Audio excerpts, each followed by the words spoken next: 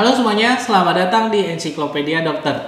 Ya, kali ini saya akan membahas bagaimana sih sebenarnya cara menyiapkan atau menyajikan susu formula yang benar. Ini terutama bagi Anda ibu muda, banyak yang menanyakan, dok cara menyajikan gimana? Pakai air apa? Direbus sampai berapa lama? Kemudian takarannya berapa?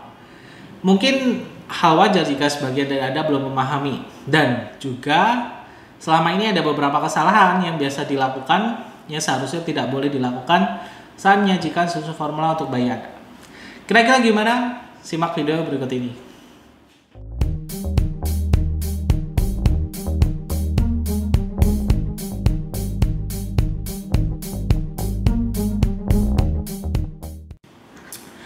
Sebagian dari Anda mungkin ada yang masih bingung, tapi juga mungkin ada yang sudah paham, tapi mungkin ada juga yang sudah paham tapi masih salah nih melakukannya.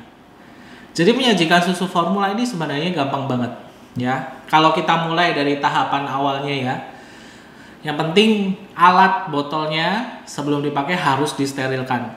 Disterilkan itu gimana caranya? Mungkin gini, bagi Anda yang punya budget lebih bisa beli alat sterilisasi khusus ya untuk botol-botol atau peralatan bayi. Itu bisa. Atau kalau misalkan nggak ada budget, boleh sih sebenarnya dengan direbus dengan air mendidih ya.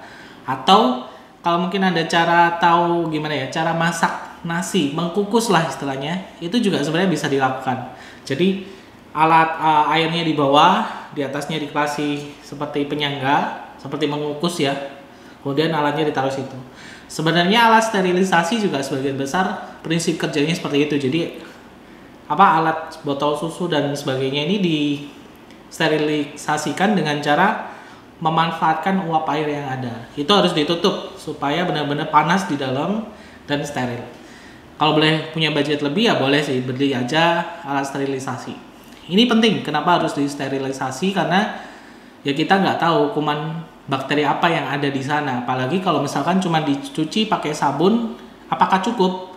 Enggak, tetap harus disterilisasi. Karena ada beberapa yang mungkin pas kita habis nyuci, ditaruh, dikeringkan. Kita menaruhnya gimana juga nggak ada yang tahu. Apalagi kalau misalnya masih cucinya nggak bersih, ada sisa-sisa susu, itu bisa jadi sarang kuman bakteri. Jadi wajib harus disterilisasi sebelum dipakai. Meskipun sempat dipakainya cuma sebentar, habis itu langsung dicuci, tetap harus disterilisasi. Itu yang pertama. Kedua, ya ibu pas menyajikan susu formula sebaiknya benar-benar tangannya bersih. Cuci tangan dulu. Karena kita nggak tahu, mungkin ada sebagian ibu yang menyajikan sambil main HP. Dik. Lalu ngambil lagi. Kadang seperti itu tidak disarankan. Apalagi kalau Anda tahu HP Anda itu bakterinya banyak banget. Tangan kita ini kotor sekali. Jadi pastikan bahwa bersih dulu, karena banyak kasus di mana anaknya diare karena ibu tidak memperhatikan faktor kebersihan ini dan sterilisasi dari alat-alat yang dipakai. Lalu soal air nih, ada yang masih bingung, dok enaknya pakai air apa? Air galon, air keran, air botol mineral atau gimana? Sebenarnya air apa aja boleh, yang penting pastikan bahwa airnya ini bersih ya. Kalau bisa ya air galon, air minum kita sehari-hari itu dipakai nggak apa-apa. Pastikan bahwa sebelum dipakai, sebelum Anda menyajikan, airnya direbus dulu supaya benar-benar panas, mendidih, atau sampai bakterinya kalau mendidih kan biasanya di atas 70 derajat nih bakteri kuman akan mati. Jadi benar-benar bersih. Nah ini banyak yang salah persepsi. Airnya kebanyakan ada yang direbus sampai suhu 100 derajat, sampai mendidih, sampai berkutukan. Ini tidak disarankan langsung Anda pakai untuk menyeduh susu formulanya. Karena apa? Karena kalau suhunya terlalu tinggi, nutrisi di susu formula itu bisa rusak. Idealnya pakai suhu sekitar 70 derajat. Atau gampangnya, kalau misalnya Anda nggak bisa ngukur suhu ya, diamkan aja habis dimasak 30 menit didiamkan dulu. Mendidih 30 menit didiamkan. Supaya ya perkiraan suhunya sekitar 70. Mungkin lebih atau kurang sedikit tidak ada masalah. Yang penting jangan terlalu mendidih. Ini yang salah. Lalu ada yang nanyakan, dok saya pakai air galon, direbus boleh? Boleh, gak ada masalah. Yang penting airnya bersih, air steril, tidak berbau, tidak berwarna ya, yang benar-benar air jernih lah istilahnya. Berikutnya yang sering ditanyakan, takarannya gimana dok? Kalau soal takarannya sebenarnya hampir semua ya, kemasan Susu formula baik yang kaleng atau yang kotakan itu pasti ada takarannya sesuai umur. Kadang-kadang ada juga yang sesuai berat badan. Ya Anda sesuaikan aja. Misalkan berapa sendok takar, kan biasa pasti ada sendok takarnya tuh.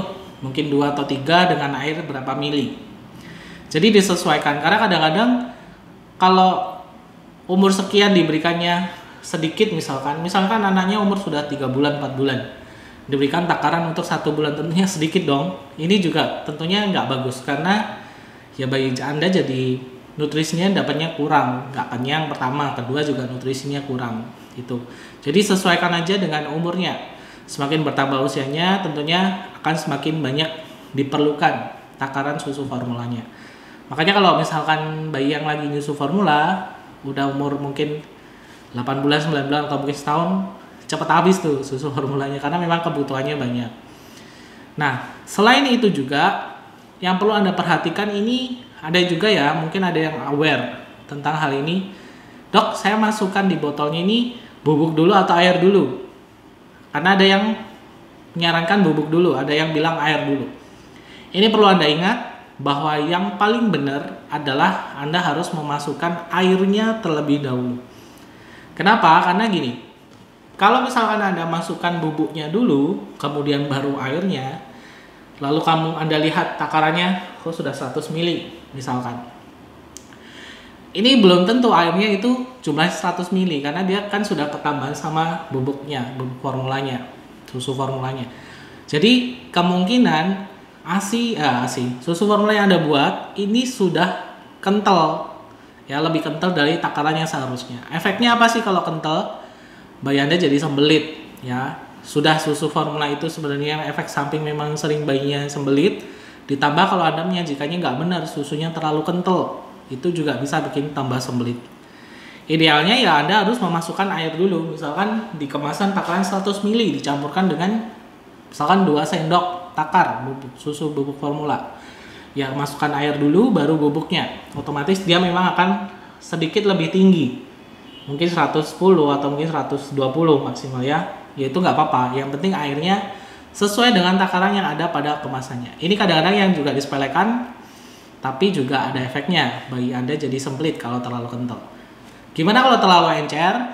Ya kalau terlalu encer sebenarnya efeknya nggak begitu besar ya. Cuman dalam jangka panjang ya bayi Anda kurang nutrisi yang didapat dari susu formula. Seharusnya pada satu takaran segitu sudah dapat berapa kilokalori. Karena dia encer, dapatnya jadi lebih sedikit. Nah, berikutnya dalam hal mengocok susu formula. Ini ada yang salah. Jadi, kan sudah ada dotnya ya, dipasangkan, tidak pakai tutup.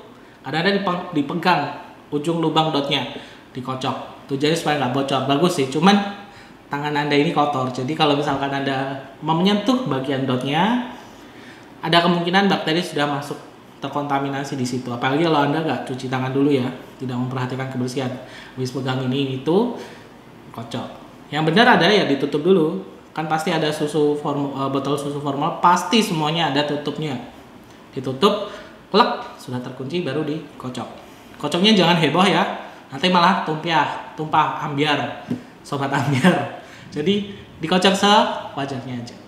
Nah, kemudian setelah nih sudah dipakai nih, sudah dikocok, sudah nyampur. Anda wajib mengecek suhunya dulu. Mungkin bisa di bagian sini atau di bagian pergelangan tangannya, diteteskan aja. Rasakan apakah terlalu panas atau terlalu dingin. Nah, ini kalau misalkan terlalu panas ya kasihan bayinya, biasanya akan sering cegukan atau mungkin gumoh. Begitu juga kalau terlalu dingin. Kalau suhu yang ideal Anda akan rasakan ya cuma hangat sedikit lah, tidak begitu panas, tidak sampai Anda aduh panas. Atau tidak terlalu dingin, nyes gitu enggak. Atau kalau misalkan masih terlalu panas, boleh Anda ditutup sama botol tutupnya, kemudian dialirkan dengan air keran. Itu sampai suhunya mungkin dicoba lagi, oh sudah cocok. Gitu pertama.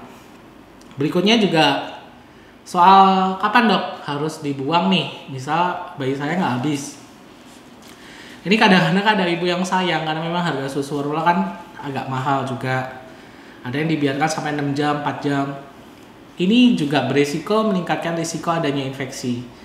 Karena dia sudah terkontaminasi dong dengan dunia luar. sudah di mulutnya bayi sudah ada bakteri masuk lewat dotnya. Bakteri kalau semakin lama di sana ya semakin berkembang dia. Jadi pastikan 2 jam aja, 2 jam dari waktu Anda menyeduh. Kalau misalkan nggak habis, ya sebaiknya dibuang aja supaya nggak bikin penyakit. Kalau punya kuman, bakteri, apalagi susunya sampai basi ya itu malah bikin penyakit untuk bayi Anda. Sekian video kali ini, nggak usah terlalu dibikin ribet tentang cara menyajikan susu formula. Yang penting Anda tahu, lakukan dengan hati-hati, dengan benar, dan tentunya ini supaya juga manfaat dari susu formula tidak malah membahayakan, bikin penyakit, atau malah bikin sesuatu yang tidak kita inginkan. Semoga bermanfaat video kali ini. Kalau misalnya ada komentar, silahkan komen aja di kolom komentar. Sampai ketemu lagi di video berikutnya. Ciao!